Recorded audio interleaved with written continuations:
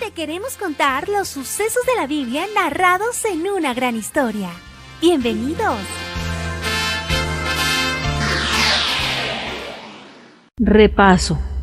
Como hemos venido viendo, la Biblia es una sola historia, la gran historia de amor de Dios por sus escogidos.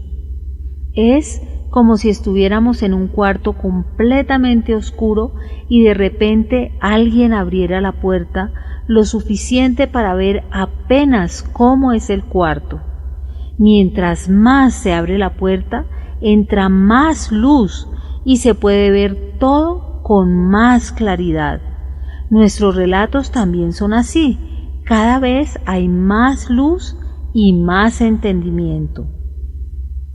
Recordemos que Dios, el Creador, quien hizo todo con su palabra poderosa, hizo una promesa de que algún día llegaría un libertador, un Salvador. Dios creó al hombre con una voluntad. El hombre podía escoger vivir según sus propios criterios y podía vivir a la manera de Dios. Adán y Eva escogieron desobedecer a Dios y creerle a Satanás. Sufrieron las consecuencias y fueron separados de la fuente de vida que Dios les había provisto. Adán y Eva, por su pecado, murieron espiritualmente y luego murieron físicamente. Como Dios es justo, Adán y Eva fueron expulsados del jardín del Edén porque Dios no puede convivir con el pecado.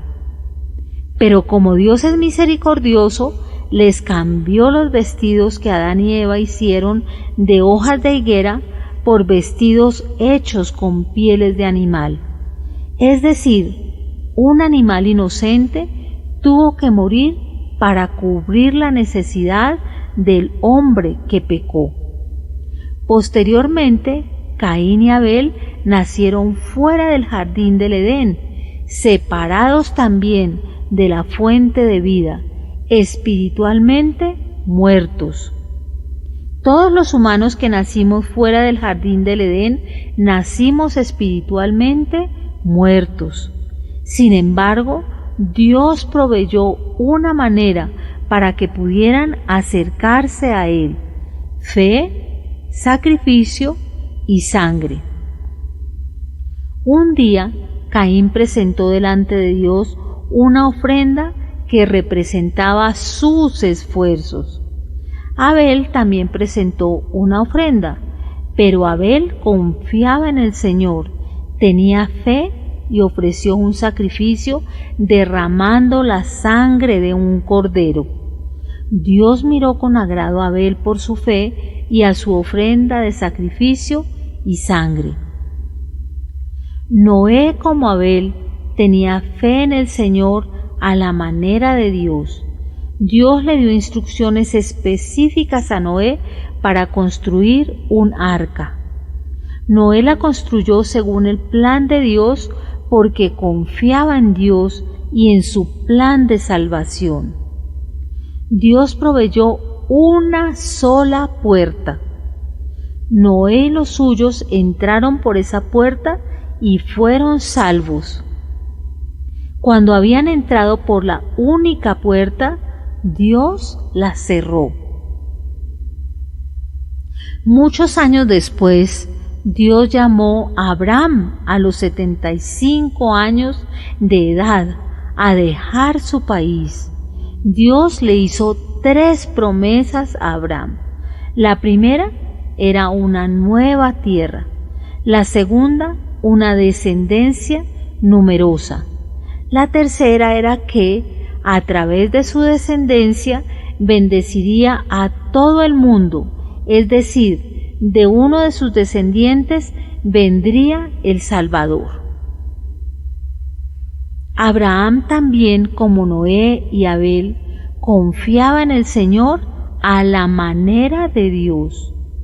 Tuvieron que pasar 25 años para que Abraham entendiera que solo el poder de Dios puede hacer lo imposible. fue cuando nació Isaac, el hijo de la promesa. Pero Abraham pasó por una prueba de fe. Después de algún tiempo, Dios puso a prueba la fe de Abraham. Parece que lo que Dios le pidió a Abraham, que era su hijo, sería una prueba imposible para él. Pero Abraham le creyó a Dios y llevó a su hijo Isaac con el fin de sacrificarlo. Cuando llegaron al monte, Abraham construyó el altar y tomó el cuchillo para sacrificar a Isaac. Pero Dios intervino.